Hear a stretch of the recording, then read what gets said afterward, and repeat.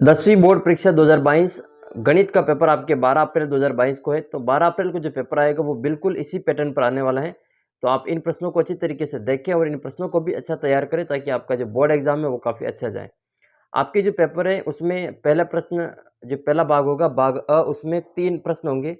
पहले प्रश्न में 12 सवाल होंगे, दूसरे प्रश्न में 6 रिक्त स्थान होंगे और तीसरे प्रश्न में वापस 12 वन लाइनर होंगे। तो इन भाग अ के 30 प्रश्नों को इस वीडियो में हम सोल्व करेंगे। आइए वीडियो को शुरू करते हैं। अगर आप वीडियो को शुरू से अंत तक देखोगे तो ही आपको फ़ायदा मिलेगा, अन्यथा आप अभी वीडियो को स्टॉप कर सकते हैं और दूसरा अपना काम कर सकते हैं। तो पहला प्रश्न देखते हैं हम इसमें। संख्या 3/2 की घात 5 और 5 की घात 2 का दशमलव प्रसार दशमलव के कितने स्थान के बाद शांत होगा? तो इसका तो हम देखते ही पता चल रहा है कि इसका दशमलव प्रसार कैसा है, शांत है, क्योंकि इसका जो हर है 2 की घात 5 और 5 की घात 2 के रूप में, यानी कि किसी का हर 2 की घात m और 5 की घात n के रूप में होता है तो उसका दशमलव प्रसार शांत होता है। तो इसका दशमलव प्रसार तो शांत है, लेकिन शांत कितने अंकों के बाद होगा? तो वो हम पता करने के लिए, जैसे 2 की घात कितनी है, 5 है, तो हम इसे 5 की घात भी 5 बनाएंगे। तो 5 की घात 5 बनाने के लिए 5 की घात 2 पहले से ही है, इसको हम 5 की घात 3 से अंश और हर में गुणा करेंगे। तो 5 की घात 3 से गुणा करेंगे तो ऊपर हो जाएगा ये 3 इंटू 5 की घात 3 कितना होता है, 125, बट्टे में आ जाएगा 2 की घात 5 इंटू 5 की घात 5। ये दोनों संख्या एक जैसी है, ऊपर इनकी घात एक जैसी है, तो इन दोनों को गुणा कर लेंगे। तो ये 125 को 3 से गुणा करेंगे, तीनों पंजे 15, फिर 2 से गुणा करेंगे, 3 दूनी 6 और 1 7 और 3 एकम 3। तो ये 125 को 3 से गुणा करने पर आ जाएगा 375। फिर 2 की घात 5 और 5 की घात 2, तो इसको हम लिख सकते हैं 2 इंटू 5 की घात 5, 2 इंटू 5 की घात 5। तो 2 इंटू 5 कितना होता है, 10, तो 10 की घात 5, यानी कि 375 बटे 10 की घात 5, यानी कि कितने ज़ीरो लगेंगे, 5 पॉइंट के बाद में 5 संख्या होगी, यानी कि अब 10 की घात 5 का मतलब कितना हुआ, 1 2 3 4 और ये 5, यानी कि इकाई, दहाई, सैकड़ा, हज़ार, 10,000, लाख, 1 लाख। यानी कि कितनी संख्या छोड़नी पड़ेगी ऊपर, 1 2 3 4 5 जीरो है, तो ऊपर 5 संख्या छोड़ के पॉइंट लगा देंगे। तो 3 तो पहले से ही है, 2 जीरो और लगाएंगे, पॉइंट ये, यानी कि पॉइंट के बाद में कितने अंक आ रहे हैं, 5 अंक आ रहे हैं, तो अपना उत्तर कितना हो जाएगा, 5। दूसरा सवाल है, एक व्यंजक दे रखा है x माइनस 1, ये बहुपद x square plus 2x plus 1 का गुणनखंड होगा यदि, ये गुणनखंड कब होगा, जब इसमें ये x माइनस 1 है, इसको 0 के बराबर में लिखेंगे और x का मान ज्ञात करेंगे तो ये 1 आएगा। यानी कि इस वाले बहुपद में हम x बराबर 1 रखेंगे, ये p1 जब रखेंगे और इसका मान अगर 0 आ जाएगा तब ये इसका गुणनखंड होगा। तो P1 पे इसका मान कितना हो जाएगा, 0 होगा, तो ये इसका गुणनखंड होगा। ये कौन से ऑप्शन में, ऑप्शन नंबर फर्स्ट, P1 बराबर 0। अगला सवाल वेरी मोस्ट इंपॉर्टेंट है, ये तीसरा। पिता की आयु पुत्र की आयु की 3 गुनी है, यदि पिता की आयु x वर्ष है तो 5 वर्ष बाद पुत्र की आयु कितनी होगी? तो देखो, पिता की आयु पुत्र की आयु की 3 गुनी है, पिता की आयु कितनी है, x है, पिता की आयु कितनी है, x है, तो पुत्र की आयु x में 3 का भाग दे देंगे और अब हमें ये ज्ञात करना है कि 5 वर्ष बाद पुत्र की आयु कितनी है। ये पुत्र की आयु है, उसमें हम 5 और जोड़ देंगे, तो x/3 + 5 इसका आंसर होगा। तो x/3 + 5, स वाला उत्तर अपना सही हो जाएगा। चौथा क्वेश्चन है, द्विघात समीकरण दे रखी है, इसके मूल ज्ञात करने। तो इसको हम द्विघात समीकरण को गुणनखंड विधि से हल करेंगे। ये 2x² - x - 6, 2 को 6 से गुणा करेंगे 12, 12 को गुणा करने पर इसके गुणनखंड करेंगे तो 3 × 4 ले लेंगे, 3 चौक 12, जोड़ने या घटाने पे हमारा -1 चाहिए, तो प्लस के 3 और माइनस के 4 ले लेंगे। तो हम यहाँ पे लेंगे 2x² प्लस का 3x और माइनस के 4x और माइनस के 6 बराबर 0 आ जाएगा। कॉमन निकालेंगे यहाँ से हम 2x, तो अंदर बचेगा हमारा x + 3। यहाँ से जो कॉमन आएगा वो 2 कॉमन आएंगे, माइनस के 2 कॉमन आ जाएंगे, तो यहाँ बच जाएगा हमारा 2x, यहाँ बच जाएगा हमारा x + 3, x + 3, तो ये कॉमन आ जाएगा इसमें हमारा। एक मिनट, इसको वापस करते हैं। संख्या जो दे रखी है हमारे पास में 2x² - x - 6, तो 6 को 2 से गुणा करेंगे 12, 12 के टुकड़े करेंगे तो वो कितने आने चाहिए, प्लस के 3x और माइनस के 4x। ठीक है, 3 में से 4 जाएगा तो माइनस का 1 बचेगा, तो 2x² plus 3x minus 4x और माइनस के 6 बराबर 0। इनमें से क्या कॉमन आएगा, तो इनमें से x कॉमन आएगा, तो यहाँ बचेगा 2x और प्लस 3। यहाँ से हम क्या कॉमन निकालेंगे, यहाँ से हम माइनस के 2 कॉमन निकालेंगे, माइनस के 2 कॉमन निकालेंगे तो 2x प्लस 3 बचेगा और बराबर में 0।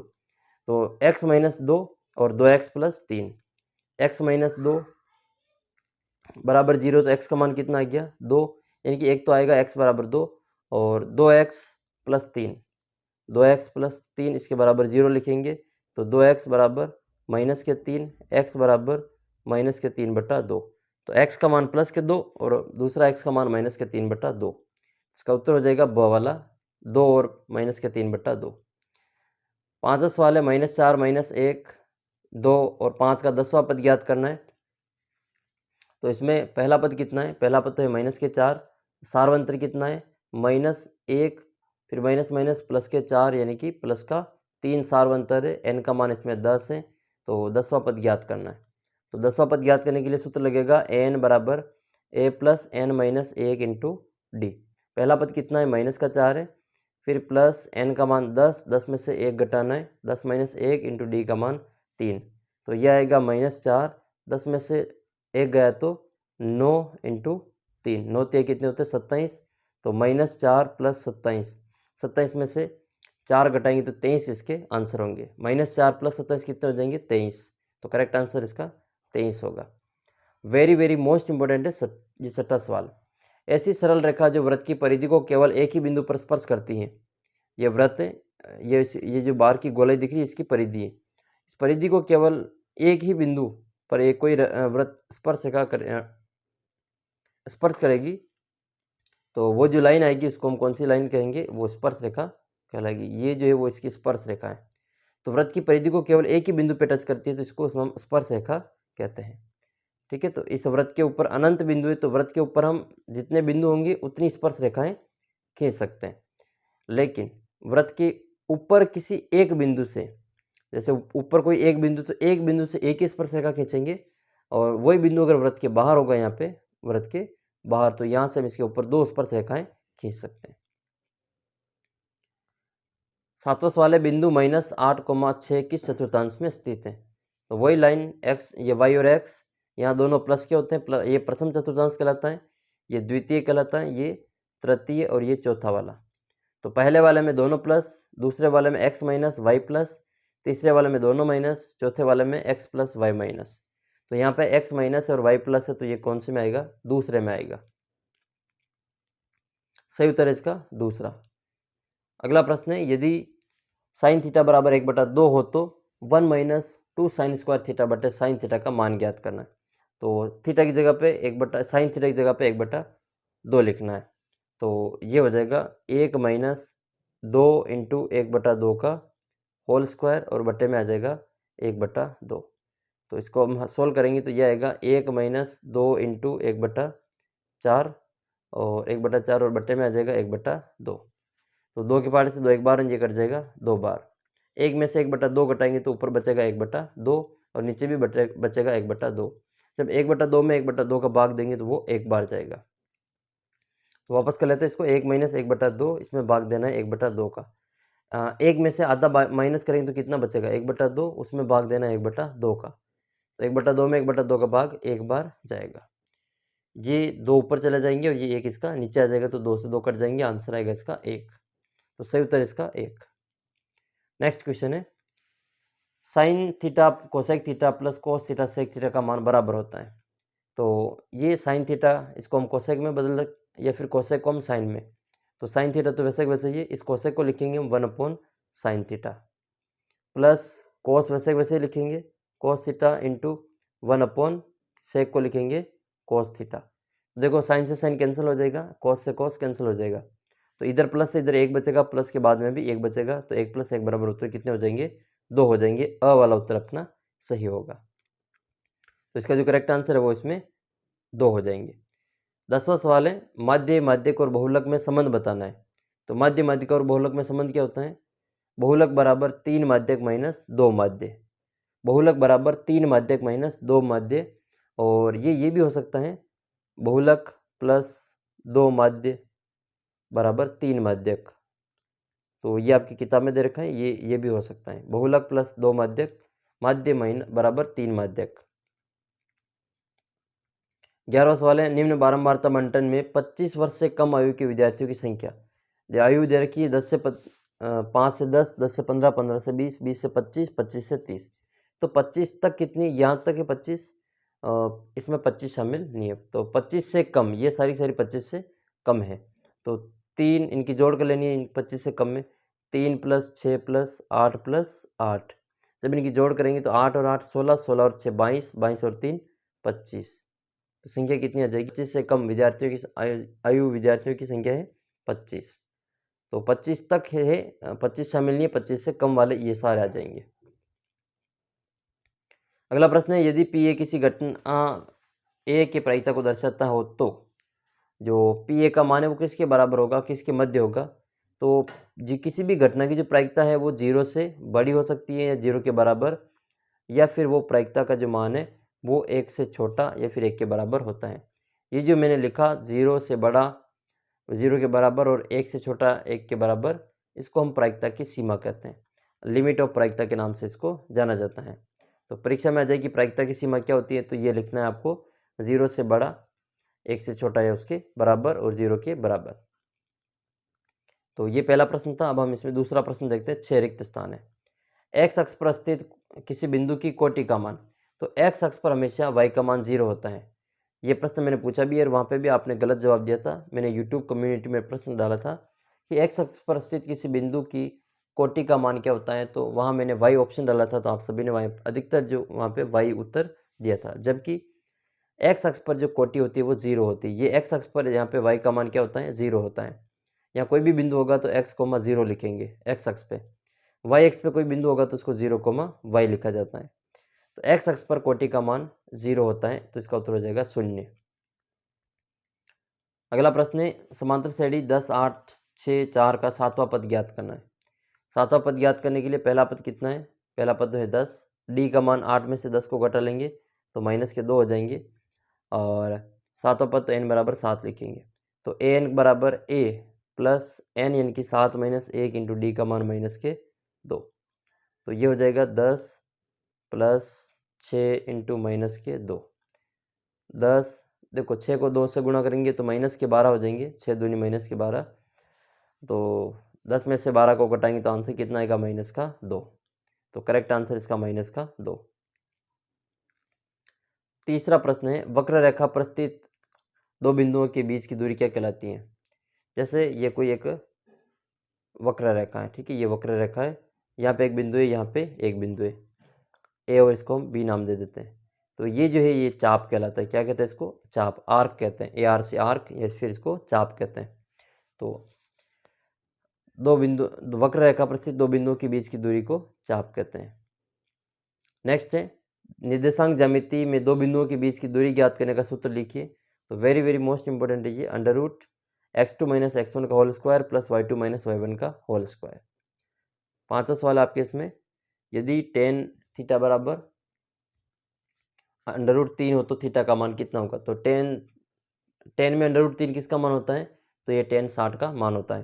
तो कैसे निकालेंगे हम इसको, टेन 30 में इसको मान लिखेंगे, टेन थीटा बराबर टेन 60, 10 से 10 कैंसिल, थीटा बराबर 60 डिग्री। करेक्ट आंसर इसमें 60। छठा सवाल है, 5 संख्याओं का औसत 18 है, एक संख्या हटा दी जाती है तो औसत 16 हो जाता है, हटाई गई संख्या ज्ञात कीजिए। वेरी मोस्ट इंपॉर्टेंट सवाल है ये। तो 5 संख्याओं का औसत, जब भी ऐसा सवाल आए तो हमें क्या करना है, 5 को 18 से गुणा कर देना है। 5 इंटू 18, 18 पंजे कितने होते हैं, 90। अब 5 में से एक संख्या हटा दी तो अब कितनी संख्या बची, 4 संख्या बच गई। तो अब से ये जो औसत है वो कितना रह गया, 16 रह गया। तो 16 चौक कितने होते हैं, 64। फिर बड़ी संख्या, जो ज़्यादा संख्या है उनमें से कम संख्या को घटाना है। 90 में से 64 को घटाएंगे तो इसका उत्तर आ जाएगा 26। तो करेक्ट आंसर इसका 26। तो ये दूसरा सवाल था। दूसरे सवाल के हमने 6 सवाल कर लिए। अब हम तीसरा सवाल करेंगे जिसके 12 वन लाइनर है। मोस्ट इंपॉर्टेंट सवाल है ये आपके। 44 और 99 का महत्तम महत्तम ज्ञात करना है। तो इनमें से जो गुणनखंड करेंगे 44 के भी, 44 के गुणनखंड। ये सवाल मैंने कम्युनिटी में भी डाला था, इसका उत्तर 11 है। 2 का भाग देंगे 22 बार, फिर 2 का भाग देंगे 11 बार। 99 में 11 का भाग 11 में 1 बार। 99 में भाग देंगे, 2 का नहीं जाएगा, 3 का देंगे 33 बार, 3 का देंगे 11 बार, 11 का देंगे 1 बार। तो इस प्रकार से इसका जो आंसर हो जाएगा 44 को तो हम लिख लेंगे 2 × 2 × 11, और 99 को लिखेंगे हम 3 × 3 × 11। दोनों में क्या चीज़ कॉमन है, तो 11 कॉमन है, अपना आंसर हो जाएगा महत्तम बराबर 11। तो HCF कितना जाएगा इसमें 11। अगला प्रश्न है इसमें, एक द्विघात बहुपद ज्ञात कीजिए जिसके शून्यकों का योग 1/4 और शून्यकों का गुणनफल -1 है। तो इस सवाल को मैं आपको डायरेक्ट करना सिखाता हूँ। जब भी ऐसा आ जाए कि शून्यकों का योग दे रखा हो, शून्यकों का गुणनफल हमें पता हो, तो ये आपके साथ जो 2 पॉइंट हाँ, ये दूसरी प्रश्नावली का सवाल है। ये द्विघात बहुपद, हाँ दूसरी प्रश्नावली का सवाल है ये। 1 मिनट इसको चेक करते हैं। हाँ, तो ये जो सवाल है ये आपके दूसरी प्रश्नावली के, ये दूसरी प्रश्नावली के दूसरे का पहला, ये जो सवाल दे रखा है वो दूसरी प्रश्नावली के दूसरे का पहला सवाल है।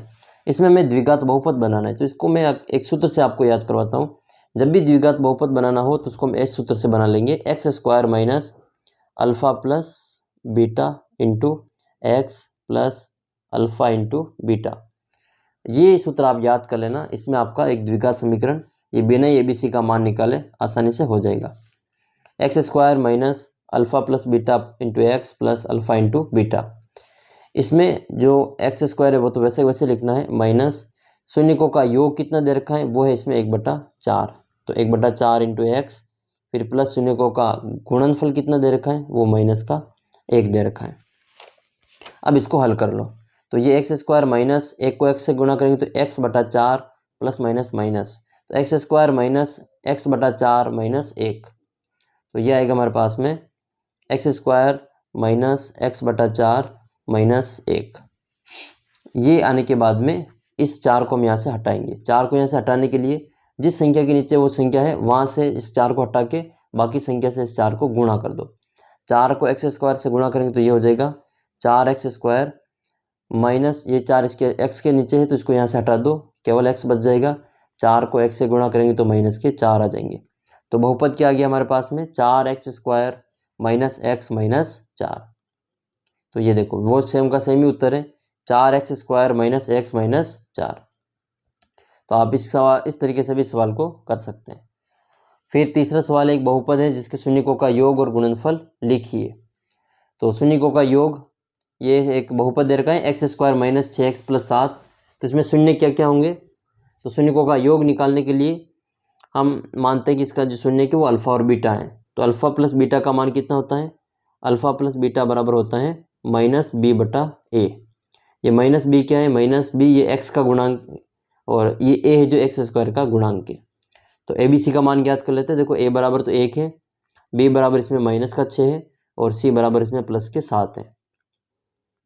अल्फ़ा प्लस बीटा का मान -b/a हो जाएगा। तो अल्फ़ा प्लस बीटा बराबर माइनस का सूत्र का b, और b का मान भी माइनस में तो माइनस माइनस प्लस के 6 और बट्टे में 1, तो अल्फ़ा प्लस बीटा कितना हो जाएगा 6। इसी प्रकार से शून्यकों का गुणनफल alpha into beta, alpha into beta क्या होता है c/a होता है। c का मान कितना है 7 है, तो 7/1 यानी कि इसका उत्तर होगा 7। तो इसका जो आंसर है वो हो जाएगा इसमें 7। तो शून्यकों का योग 6 और शून्यकों का गुणनफल 7 है। अब देखो ये अगर सवाल उल्टा दे दे हमें कि उस द्विघात बहुपद को ज्ञात कीजिए जिसके शून्यकों का योग 6 और गुणनफल 7 है, यानी कि अल्फ़ा प्लस बीटा बराबर कितना है 6 है और अल्फ़ा इंटू बीटा बराबर 7 है। जैसा कि अब भी हमने ऊपर सवाल किया था 2.2 के दूसरे का पहला 1/4 और -1 वाला, तो उसको हम करेंगे x² - alpha plus beta into x plus alpha into beta. तो ये हो जाएगा x² - अल्फ़ा प्लस बीटा कितना है 6x है, प्लस अल्फ़ा इंटू बीटा कितना है 7 है। तो यही तो हमारा ऊपर समीकरण दे रखा था द्विघात बहुपद, x² - 6x + 7। ये देखो x² - 6x + 7। फिर अगला सवाल आपके चौथा, बीजीय रूप से रैखिक समीकरण युग्म को हल करने की विधियों के नाम। तो देखो, दो चर वाले रैखिक समीकरण को हम दो प्रकार से हल कर सकते हैं। एक तो विधि है ग्राफीय विधि, एक विधि है ग्राफीय विधि, और दूसरी विधि जो है वो बीजीय, जो बीजगणितीय विधि। ठीक है, बीजगणितीय विधि। फिर बीजगणितीय विधि को, ये इसमें बीजगणितीय का पूछा, तो इस बीजगणितीय विधि में वापस तीन विधियां हैं। कौन कौन सी है? विलोपन है, प्रतिस्थापन है और वज्रगुणन है। तो सबसे पहले प्रतिस्थापन, विलोपन और वज्रगुणन, ये तीनों ही विधियां बीजगणितीय नाम से जानी जाती हैं। इन तीनों से ही एक्स और वाई का मान ज्ञात कर सकते हैं, और एक्स वाई का मान ज्ञात करने की जो अन्य विधि है वो ग्राफीय विधि भी है। तो ये तीनों ही बीजगणितीय विधियां कहलाती हैं, और ये ग्राफीय विधि हम ग्राफ वाली से। पांचवा सवाल है आपका, इसमें द्विघात समीकरण है 3x² माइनस दो अंडर रूट 6 एक्स प्लस 2 के बराबर 0 के मूल ज्ञात कीजिए। तो ये वही है, 2 को 3 से गुणा करेंगे 6 आएगा, 6 के गुणनखंड करेंगे, जिनको जोड़े या घटाएं तो 2 अंडर रूट 6 आ जाए। तो 6 के गुणनखंड क्या होंगे? Under root 6 into under root 6। इसकी जगह पे इसको मान रखे, फिर इसमें से कॉमन निकाल के एक्स का मान ज्ञात करना है। तो एक्स का मान आ जाएगा इसमें अंडर रूट 2/3। अगला सवाल है छठा, द्विघात समीकरण के मूल ज्ञात करने का श्रीधराचार्य सूत्र लिखिए। मोस्ट इंपोर्टेंट सवाल है ये, सूत्र है ये, आईएमपी, इसको ब्रह्मास्त्र कहते हैं। द्विघात समीकरण को हल करने का ये ब्रह्मास्त्र कहलाता है। अगर आपको कोई सी भी विधि समझ में नहीं आ रही तो द्विघात समीकरण को हल करने की, मूल ज्ञात करने की सबसे अच्छी विधि वो है श्रीधराचार्य विधि। ये लास्ट हथियार होता है किसी भी द्विघात समीकरण को हल करने का। तो ये क्या होती है? एक द्विघात समीकरण की मानक रूप होती है ax² plus bx plus c बराबर 0। इसमें इसके मूल कितने होंगे? तो किसी भी द्विघात समीकरण के दो मूल प्राप्त होते हैं। तो इस x के दो मूल ज्ञात करने के लिए हमारे पास में जो सूत्र है वो ये हो जाएगा, x बराबर minus b plus minus under root b² minus 4ac और अपॉन में 2a। जहाँ ये a² plus bx plus c एक द्विघात समीकरण है जहाँ पे a का मान 0 नहीं है।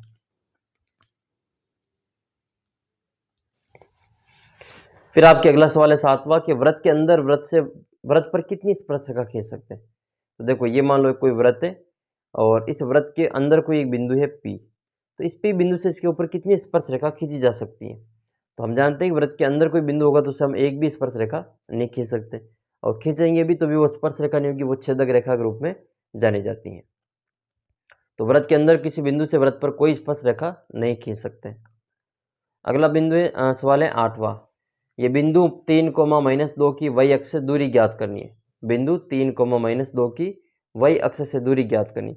तो y अक्ष से दूरी ज्ञात करनी, इसका मतलब हमें x का मान लिखना है। x का मान कितना है? 3, तो 3 इकाई लिखना है। इसी में अगर x अक्ष से दूरी पूछे तो हमें y का मान लिखना है, वो भी प्लस में। y का मान -2 है तो इसमें हम प्लस का 2 इकाई लिखेंगे। दूरी है तो इसमें इकाई लिखना ज़रूरी है। दूरी सेंटीमीटर में भी हो सकती है, मीटर में भी हो सकती है, किलोमीटर में भी हो सकती है। अगला सवाल है, मान ज्ञात करना है cos 30 और sin 60 का।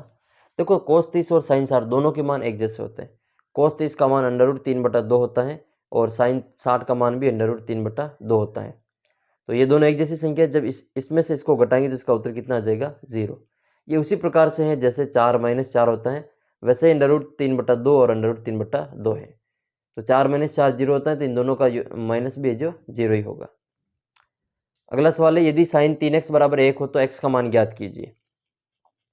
तो पहले तो इस x को भी हम साइन में बदल देते हैं। साइन में कितने डिग्री का मान 1 होता है? तो साइन 90 का मान 1 होता है, तो sin 3x बराबर साइन 90। तो sin 3x बराबर साइन 90। साइन से साइन कटेगा तो 3x बराबर 90। 3x बराबर 90 हो तो x बराबर कितना हो जाएगा? 90/3। x बराबर 90/3, यानी कि आंसर कितना आ जाएगा? 30 आ जाएगा। 11वां सवाल आपके, एक बंटन दे रखा है, बारंबारता बंटन, उसमें आपको माध्यक ज्ञात करना है। तो सबसे पहले तो जब भी माध्यक ज्ञात करना होता है उनको घटते क्रम में लिखते हैं या फिर बढ़ते क्रम में लिखते हैं। तो इसमें हम इनको बढ़ते क्रम में लिखेंगे, 1 3 4 5 6 7 9 9 11। माध्यक ज्ञात करना है तो पहले इनको गिन लेंगे। पदों की संख्या कितनी है? 9 है। 9 कैसी संख्या है? विषम संख्या है। तो विषम संख्या सूत्र क्या होता है? माध्यक बराबर n + 1/2वां पद का मान। n की जगह 9 लिखेंगे, 9 में 1 जोड़ेंगे तो 10, 10 में 2 का भाग देंगे तो 5वां पद। तो 5वां पद गिन लो किधर से भी, इधर से 5वां पद कितना आएगा? 6। तो अपना आंसर हो जाएगा माध्यक बराबर 6 आंसर। नेक्स्ट क्वेश्चन है, एक पासे को फेंकने पर सम अंक आने की प्रायिकता ज्ञात कीजिए। तो इस सवाल को करने से पहले मैं आपको एक प्रश्न पूछता हूँ जिसका उत्तर आपको कमेंट करना है। सवाल यह है कि एक सिक्के को उछालने पर पट आने की प्रायिकता ज्ञात करनी है। एक सिक्के को उछालने पर पट आने की प्रायिकता ज्ञात करनी है। एक बार उछालते हैं एक सिक्के को तो पट आने की प्रायिकता कितनी होगी, इसका उत्तर आपको कमेंट करना है। अब ये सवाल करते बार बार, एक पासे के फेंकने पर सम अंक आने की प्रायिकता, तो पासे को फेंकेंगे तो कुल 6 घटनाएं होगी।